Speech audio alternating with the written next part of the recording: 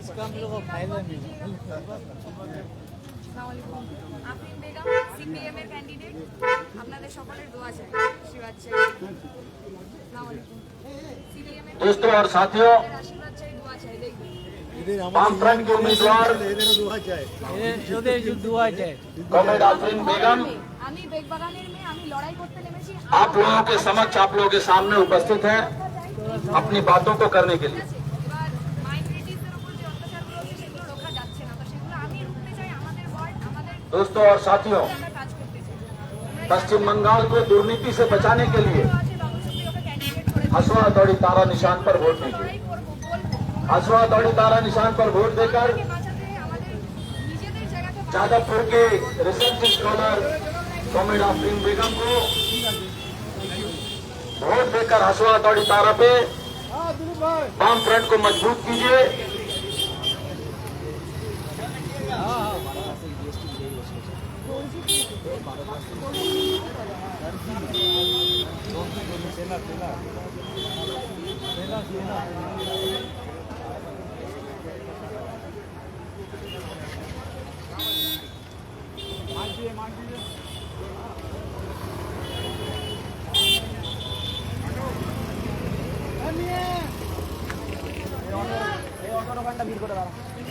अस्सलामुअलैकुम, मैं आफरीन बेगम सीपीआईएम की कैंडिडेट आने वाली 29 तारीख को बालीगंज हल्के में जो विधानसभा चुनाव है उसमें सीपीआईएम की तरफ से खड़ी हुई हूँ।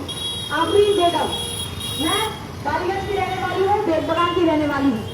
हमारे इस पश्चिम बंगाल में, हमारे इस पूरे हिंदुस्तान में जो बीजेपी की सरकार चल रही है, वो जिस तरीके से माइनॉरिटीज के ऊपर, मुस्लिमों के ऊपर एक के बाद एक नीति ला रही है, उसके खिलाफ हमारी लड़ाई है। एसआईआर करके एकदम चुन चुन के माइनॉरिटीज का नाम काट दिया जा रहा है। एसआईआर को सिटीजनशिप से जोड़ा जा रहा है, नागरिकता से जोड़ा जा रहा है, उसके खिलाफ हमारी लड़ाई है। जिस तरीके से पश्चिम बंगाल में एसआईआर किया जा रहा है, हम लोग ने कोशिश किया था ताकि एसआईआर ना हो, लेकिन एसआईआर करके माइनॉरिटीज का नाम जिस तरीके से काट दिया जा रहा है, उसके खिलाफ टीएमसी का जो आवाज उठना चाहिए था, जो सरकार चल रहा था, उन लोगों ने नहीं उठाया। उन लोगों ने 5 दिन का धरना किया, लेकिन उसके बाद वो लोग उठ गए और लोगों का नाम अभी भी कटा हुआ है। लोग फॉर्म भर रहे हैं, फॉर्म 6 भर रहे हैं, लेकिन फिर भी उन लोगों का नाम नहीं आ रहा है। बहुत लोग वो एक साथ हर एक डॉक्यूमेंट दिखा रहे हैं, सब दिखा रहे हैं, फिर भी उन लोगों का नाम नहीं आ रहा है। लॉजिकल डिस्क्रिपेंसी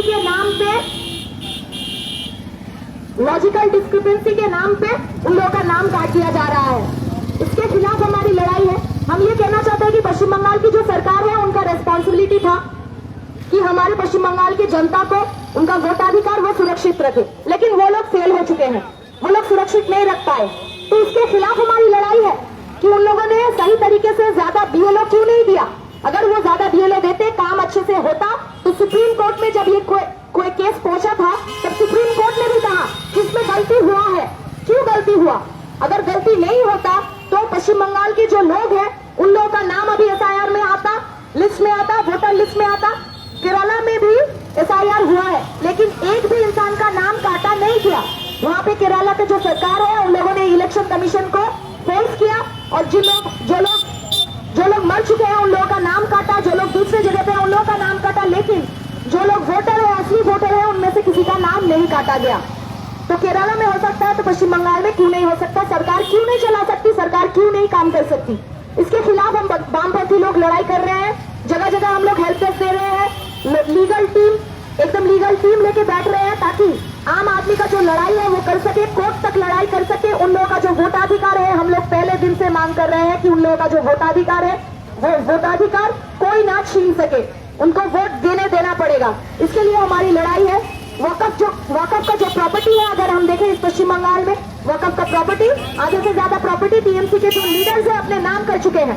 वक़्फ़ के प्रॉपर्टी से यतीम खाना चलता है माइनॉरिटीज का। वक़्फ़ के प्रॉपर्टी से हम लोग देख सकते हैं, हॉस्टल चलता है, गर्ल्स स्कूल चलता है, गर्ल्स कॉलेज चलता है। बहुत जगह पे टीएमसी के जो नेता है, वो लोग अपने नाम पे कर रहे हैं, अपने नाम पे कर ले रहे हैं। और ये बीजेपी बिल ला के वक़्फ़ प्रॉपर्टी को हड़पना चाहते हैं, अपने हाथ में लेना चाहते हैं। उसके खिलाफ ही लड़ाई है। जब हम लोग पश्चिम बंगाल में लड़ाई करने उतरे, तब हमारे जो पश्चिम बंगाल की मुख्यमंत्री है ममता दीदी, उन्होंने कहा कि वक़्फ़ को लेके कोई भी प्रोटेस्ट पश्चिम बंगाल में नहीं होगा। अगर वक़्फ़ को लेकर प्रोटेस्ट करना है तो दिल्ली चले जाओ, लेकिन वक़्फ़ का जो बिल है वो तो पश्चिम बंगाल में भी आया है। पश्चिम बंगाल में भी वक़्फ़ का प्रॉपर्टी है, तो दिल्ली जाकर प्रोटेस्ट क्यों करे? इसी तरीके से एक ना एक करके जो बीजेपी की सरकार की पॉलिसी है वही पॉलिसी हमारे पश्चिम बंगाल में लाई जा रही है, और बीजेपी को रोकने के लिए ममता दीदी मसीहा बनती है। लेकिन हम देखते हैं कि बीजेपी की जो कैंडिडेट थी, बीजेपी के जो लीडर था बाबुल सुप्रियो, उसको 2034 के विधानसभा में कैंडिडेट कर दिया जाता है हमारे बालीगंज हल्के से। क्यों एक दंगाई को कैंडिडेट बनाया जाता है? बाबुल सुप्रियो पश्चिम बंगाल में दंगा लगाने में एक नंबर मास्टरमाइंड था। आसनसोल में जिस इमाम के बेटे का हत्या हुआ था, उसका बाबुल सुप्रियो का हाथ उसके खून से रंगा हुआ था, फिर भी बाबुल सुप्रियो को कैंडिडेट किया गया हमारे पश्चिम बंगाल में इस बालीगंज विधानसभा में। उसके खिलाफ हमारी लड़ाई है। जो लोग घोटाला करते हैं, दुर्नीति करते हैं, जिनकी वजह से लोगों का नौकरी हमारे पश्चिम बंगाल में चला जाता है।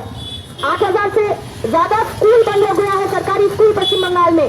जिस तरीके से गरीब घर के बच्चे सरकारी स्कूल में पढ़ने लिखने जाते थे, वो सब बंद हो रहा है। सरकारी अस्पतालों का हालात खराब है, वहाँ पे नियोग नहीं होता ठीक तरीके से, डॉक्टर नहीं है।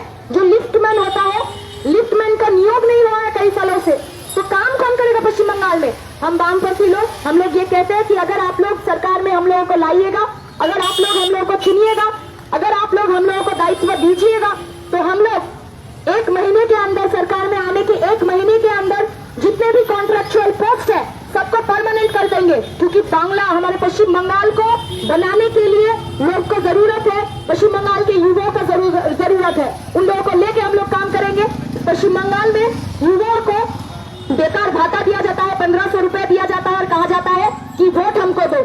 1500 रुपए में घर नहीं चलता। हम कहते हैं मिनिमम मजदूरी 26,000 होना चाहिए। मिनिमम काम का मजदूरी जो है वो 26,000 होना चाहिए। हम अगर सरकार में आए तो हम वो करेंगे, ताकि इतने महंगाई के भाव में गैस का दाम, तेल का दाम जिस तरीके से बढ़ रहा है, उसको कमा सके, उसको कम कर सके। जो मतलब सब्सिडी देना चाहिए सरकार को, वो सब्सिडी वो लोग नहीं दे रहे हैं। गैस का दाम बढ़ रहा है, तेल का दाम बढ़ रहा है। जो ऑटो चलाते हैं जो भाई, आज ही 12 रुपया बढ़ गया है गैस के दाम में, तो उन लोगों को फिर ऑटो का भाड़ा भी बढ़ाना पड़ेगा। आप लोगों को तकलीफ होगी, हम लोगों को तकलीफ होगी, तो इसके लिए कौन देखेगा?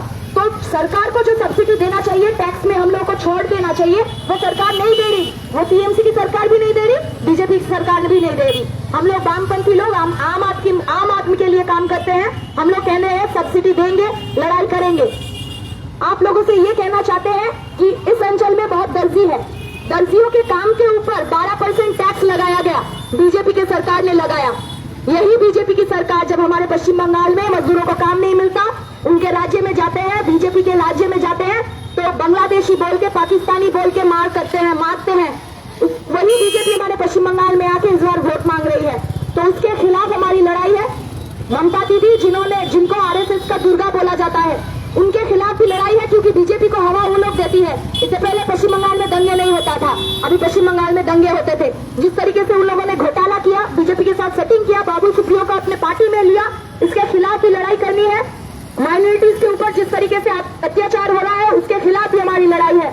आने वाली 29 तारीख को जब आप वोट दीजिएगा, तब देखिएगा, अपने बच्चों की तालीम के लिए वोट दीजिएगा, अपने बच्चों की शिक्षा के लिए, अधिकार के लिए वोट दीजिएगा, बेरोजगारी के खिलाफ अपने घर के बच्चों के काम के लिए वोट दीजिएगा, ताकि बाहर के राज्य में उन लोगों को चले जाना ना पड़े। और हमारा जो अधिकार जो छीन लिया जा रहा है, वोट अधिकार से लेके हमारे बात करने का तक का अधिकार, उसके लिए वोट दीजिएगा। आने वाले 5 साल को जो आपका भविष्य चुनेगी, आप उसको चुनना। बूथ में रिगिंग जो है वो सब कुछ एकदम आप लोग मतलब छोड़ दीजिएगा, और एकदम बूथ में रह के अपना वोट खुद दीजिएगा। लड़ाई है, आम आदमी की लड़ाई है, पेट की लड़ाई है, भूख की लड़ाई है।